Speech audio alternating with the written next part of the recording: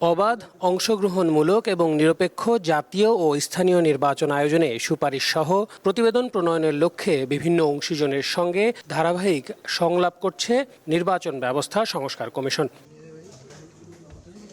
এর অংশ হিসেবে শনিবার সকালে সংস্কার কমিশনের সঙ্গে গণমাধ্যমের জ্যেষ্ঠ সাংবাদিক এবং সম্পাদকদের সঙ্গে বৈঠক হয়। সেখানে নির্বাচনের স্বচ্ছতা নিশ্চিত করতে তথ্য এবং ছবি সংগ্রহে যেন কোনো প্রতিবন্ধকতা না থাকে সে বিষয়টি নিশ্চিত করা, সরাসরি রাষ্ট্রপতি নির্বাচন, না ভোট, বিনা প্রতিদ্বন্দ্বিতায় যেন কেউ নির্বাচিত হতে না পারে এবং তত্ত্বাবধায়ক সরকার ব্যবস্থা ফিরিয়ে আনার সুপারিশ করেন সিনিয়র সাংবাদিকরা। রাষ্ট্রপতি তার বিবেচনায় যে 5 জনকে যোগ্য মনে করেছেন তাদেরকে নিয়োগ দিয়েছেন। এখানে একটা সিস্টেম করা উচিত যে ইন্টারভিউ কেন হলো না, যাদের হাতে পুরো বাংলাদেশের ভবিষ্যৎ নির্ভর করছে একটা ভালো নির্বাচন কন্ডাক্ট করবেন সেই মানুষগুলো কারা, আমরা কাউকে চিনলাম না, জানলাম না, তাদের সম্পর্কে ডিটেল জানলাম না, তাদেরকে রাষ্ট্রপতি নিয়োগ দিয়ে দিলেন। যেহেতু রাজনৈতিক দলগুলো বলছে যে তারা রাষ্ট্রপতি প্রধানমন্ত্রীর ক্ষমতার ভারসাম্য আনবেন, ফলে উনি ক্ষমতা পাবেন এবং এই ইন্টারিম সময় অর্থাৎ নির্বাচনকালীন সময় কিন্তু তার নেতৃত্বে একটা তত্ত্বাবধায়ক সরকার হতে পারে।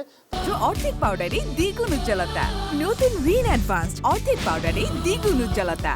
জাতীয় নির্বাচনের আগে স্থানীয় নির্বাচনের সুপারিশ তুলে ধরেন স্থানীয় সরকার সংস্কার কমিশনের প্রধান তোফায়েল আহমেদ। আমরা যে নাগরিক সমাজের বিভিন্ন অংশের সাথে আলোচনা করেছি সেখানেও একটা অভিমত যে জাতীয় নির্বাচনের আগে স্থানীয় নির্বাচনটা হওয়া উচিত। এর কারণ হচ্ছে স্থানীয় নির্বাচনটা করার কারণে আমাদের নির্বাচন কমিশনের সক্ষমতা বাড়বে।